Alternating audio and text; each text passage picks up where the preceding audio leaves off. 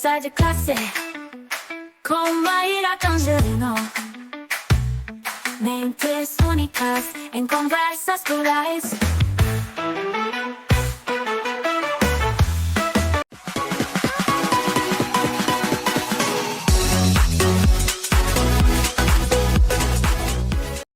Olá, pessoal! Boas-vindas a mais um Conversa de Classe.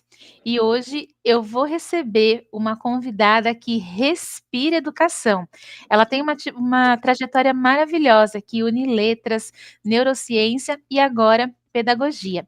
Ela tem paixão por desenhar experiências de aprendizagem que tocam a alma e que transformam o olhar dos educadores e educadoras. Gente, é uma convidada simplesmente inspiradora. Eu estou aqui com a Ana Lídia Pereira. A gente vai conversar um pouquinho sobre experiências de aprendizagem significativas e eu já combinei nos bastidores que eu vou mandando aqui a primeira pergunta para ela. Ana, você fala muito sobre colocar as pessoas no centro da aprendizagem, unindo dois propósitos, de afeto e de inovação. Eu quero te perguntar como podemos, na prática, garantir essa centralidade de alunos e alunas, né? Garantir que ela não se perca em meio às demandas curriculares e a pressão por resultados, e especialmente quando a gente ainda vive no universo das avaliações padronizadas. Ana Lídia Pereira, com muita honra, seja bem-vinda ao Conversa de Classe. Bom, muito prazer estar aqui com vocês. Então, vamos lá. Ao focar, né, o aprendizado no estudante, o processo educativo ele se transforma em algo muito além da simples transmissão de conteúdos, né? Então, essa abordagem ela vai exigir a reinterpretação do currículo a partir da vivência dos alunos, usando projetos, problemas reais, né? O currículo, então, ele se torna um espaço de significado. E a aprendizagem, ela é uma experiência humana e muito profunda. E aí as avaliações também vão mudar, né? Ao invés de se basearem unicamente em testes padronizados, elas dão destaque a avaliações formativas, como, por exemplo, portfólios, autoavaliações. E essas ferramentas, elas convidam o estudante a refletir sobre a sua própria jornada, a se auto-observar e a desenvolver autonomia. Por exemplo, em uma aula de matemática, o tema é frações. E ao invés de simplesmente apresentar cálculos matemáticos, uma ideia seria ter um projeto que envolvesse receitas culinárias familiares. Isso conecta, né, a questão dos cálculos, mas também a prática, né, e o aprendiz ele vai precisar ali ter um contato com a sua família, né, para fazer essa busca. Em uma aula de literatura, ao invés de simplesmente estudar estruturas de uma narrativa, os alunos podem escrever sobre as suas próprias histórias, né, baseadas ali nas suas vivências pessoais, ou compartilhar histórias de familiares, amigos, então sempre conectando. Então, o conteúdo, ele pode ser ressignificado, né, tornando relevante para a vida dos alunos. Quando os estudantes eles se tornam participantes ativos, os resultados das avaliações são uma consequência natural e não o objetivo final. Colocar, então, o aluno no centro é muito mais do que uma escolha metodológica, né? Significa reconhecer que o currículo, sim, ele precisa e deve ser respeitado, mas ele não é algo imutável. Ele pode, sim, ser vivido com intencionalidade, criando espaços onde os alunos tenham voz, né, nas decisões e se reconheçam nos temas, percebendo a utilidade do que eles estão aprendendo. Porque, no fim das contas, né, o ensinar não é nada mais do que criar condições para o aprendizado. Ana, é gostoso ouvir, né, a sua fala. O nosso público aqui tem uma parte de docentes, mas também tem muitos graduandos que ainda vão chegar na sala de aula, que ainda vão chegar no mercado de trabalho. Então, que bom a gente ter uma pessoa que dá essa clareza, assim, né, que conecta esses pontos, né? Eu acho que você traz muito significado mesmo, do que é uma boa experiência, como que essa boa experiência ela pode resultar em aprendizagem, e claro, né, como que isso também vai, de alguma forma, impactar na avaliação. E você tem uma experiência também em tecnologias educacionais na neurociência, né? Eu queria te perguntar como que você vê a relação entre o uso consciente da tecnologia e o desenvolvimento de experiências de aprendizagem, mas aí focando, né, essas experiências que engajam e são memoráveis, sem cair naquela armadilha, né, da distração ou ali do uso superficial. Bom, A tecnologia na educação, ela deve ser vista como uma ponte, né? Ela não tem como ela ser um fim em si mesma. Então, o uso consciente das ferramentas digitais, ele é fundamental. E elas só vão fazer sentido quando elas estiverem alinhadas a um propósito pedagógico muito claro. Então, a tecnologia, ela deve ser usada para aprimorar a experiência do aprendizado, né? Então, ela pode permitir visualização de dados, simulação de fenômenos que, né, não poderiam ali acontecer na sala de aula, personalização de trilhas de aprendizado, de conteúdo, questões de acessibilidade, promoção de trocas e colaborações significativas. Um exemplo são as plataformas que envolvem elementos de gamificação, né? Então, elas podem ali aumentar a retenção do conteúdo e uma maior compreensão dos conceitos. Só que é muito importante a gente lembrar que a tecnologia por si só, ela não vai engajar, né? O que realmente vai prender ali a atenção é a narrativa, é o propósito, é a relevância do conteúdo. Então, para que nós possamos garantir um uso eficaz, é fundamental um equilíbrio, né, entre o que é online e o que é offline. Então, uma experiência que alterna entre atividades síncronas e assíncronas, que vai respeitar o ritmo de aprendizado e o foco, e também vai tentar combater, né, a fragmentação da atenção, porque nós sabemos que isso é muito comum, principalmente em adultos. Então, essa alternância, ela vai contribuir também para uma autorregulação, uma habilidade que nós sabemos que é muito importante para os dias atuais. Na prática, como que isso pode se traduzir? Em projetos transdisciplinares que usam storytelling, em diários reflexivos, né, ou autoavaliativos no formato digital, aplicativos colaborativos para registrar hipóteses, debates online que depois vão se conectar com discussões presenciais na sala. Então, a tecnologia, ela é uma ferramenta muito poderosa, né, para ampliar o repertório do estudante, desde que a sua aplicação seja intencional, bem planejada e conectada a objetivos educacionais muito claros.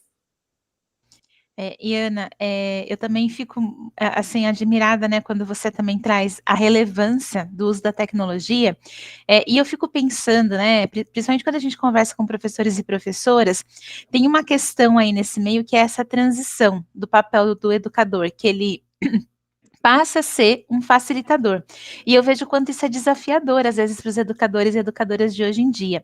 Eu queria te perguntar que estratégias que você considera essenciais para apoiar professores e professoras nesse processo, né? Que eu estou chamando aqui de um processo de redescoberta da prática, né? Mas muito no sentido assim, como que a gente incentiva eles irem além da transmissão de conteúdo e abraçar essa postura de mediadores de aprendizagem? Esse é um tema que eu gosto muito de falar.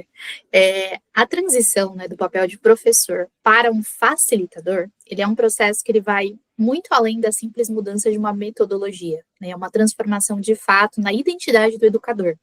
Então, essa mudança, sim, ela pode ser desafiadora, ela pode exigir ali uma certa segurança psicológica e um ambiente de apoio, né, coletivo. Porque muitos professores, eles foram formados em um modelo de ensino tradicional e muito transmissivo de conteúdo, né? Esse era o papel do professor, ser o detentor do conhecimento e o aluno apenas recebia, ele não questionava, né? Então, o professor, ele deve procurar participar de formações que simulem esses processos ativos que ele deseja aplicar na sala de aula, né, para que ele possa vivenciar na prática essas metodologias, né, ativas, para que ele se sinta mais seguro, né, antes de colocar algo dentro da sua sala. Então, é fundamental criar espaços onde os professores possam experimentar, adaptar e refletir em comunidade, né, em ter uma rede ali de outros professores, porque o trabalho, quando ele é colaborativo e junto com essa troca de experiências, né, vai fortalecer o senso de pertencimento e essa segurança para conseguir inovar. Então, habilidades como escuta ativa, muita empatia e principalmente abertura ao novo são de extrema importância. Quando o professor ele se enxerga como um facilitador e não apenas como um transmissor de conteúdos, ele vai se tornar um provocador, né? Então, ele permite que o estudante seja o verdadeiro protagonista da história. E quando ele se torna esse mediador, na verdade, o educador ele vai ampliar os horizontes, tanto de si quanto dos seus alunos, né? Ele não vai perder, mas ele vai enriquecer o processo de ensino-aprendizagem. E Ana, maravilhoso, né, a gente poder ouvir essas dicas, né, eu falo que eu fui uma educadora que viveu isso na pele. E, gente, é possível, né, você sentir o impacto positivo, né, que isso tem. Eu estava até pensando aqui, a gente está num cenário educacional que está em constante transformação, a gente tem muita descoberta nova, né, tanto da neurociência e também esse ritmo rápido aí da evolução tecnológica. Para a gente finalizar, eu queria que você respondesse o seguinte, né, como que educadores e educadoras, eles podem se manter relevantes e adaptados, e aí garantindo que as experiências que eles desenham hoje, pensando na aprendizagem, continuem sendo significativas para gerações futuras. Tem um livro que eu já queria até deixar de recomendação, que se chama Educador, é da Madalena Freire. E ela diz, né, em um trecho, o educador ensina e, enquanto ensina, aprende. Então, a relevância do educador no mundo de hoje está diretamente ligada à sua capacidade de aprender continuamente. Então, em vez de ter certezas absolutas, o educador ele precisa cultivar essa postura de investigação, de curiosidade. E essa mentalidade, ela se aplica aos alunos e aos professores, né? E ambos devem estar abertos a essas novas formas de ser, de aprender, de se relacionar. Ser um educador não significa que você vai dominar todos os conceitos, todas as ferramentas, mas você vai sim combinar aquilo que é mais humano com o que há de mais atual em ciência e tecnologia. Nós sabemos que o nosso cérebro, ele aprende com erros e ele responde melhor a contextos afetivos. E a tecnologia, ela vem justamente para nos desafiar a repensar esses tempos, espaços e formas de aprendizagem, exigindo então do educador uma postura de curadoria crítica, tanto de informações quanto de conteúdo. Então é preciso focar em competências que são atemporais, né, como a criatividade, a colaboração, a resolução de problemas, né, esse pensamento crítico. E essas habilidades, elas são duradouras e essenciais, e elas são independentes de qualquer tipo de ferramenta ou tecnologia disponível. Então, para mim, a relevância, ela se constrói quando o educador, ele se compromete com o hoje, com o presente, mas ele mantém um olhar atento ao futuro, né, às futuras gerações. E uma pergunta que pode guiar essa jornada é: o que mais eu ainda posso aprender? Entender que eu estou em constante transformação. Ana, que maravilhoso. Eu acho que conselho é fundamental para a nossa vida. Eu quero te agradecer pela sua generosidade, pela sua fala inspiradora mesmo, viu? Uma fala calma, objetiva, assim, com os pontos bem estruturados ali na resposta. E quero saber, você quer deixar uma mensagem de finalização, uma despedida aqui para quem está assistindo a gente? Claro, só agradecer e pedir, né, para que todos se lembrem que a educação, ela não é uma linha reta, né, ela é uma curva, então nós estamos em constante evolução e em constante aprendizado, então não desistam, não tenham medo e contem sempre uns com os outros, né, nós somos uma rede de apoio, educadores apoiam outros educadores. Muito obrigada.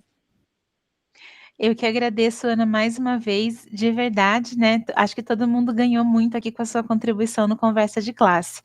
E, pessoal, a gente se vê no próximo Conversa de Classe. Até mais.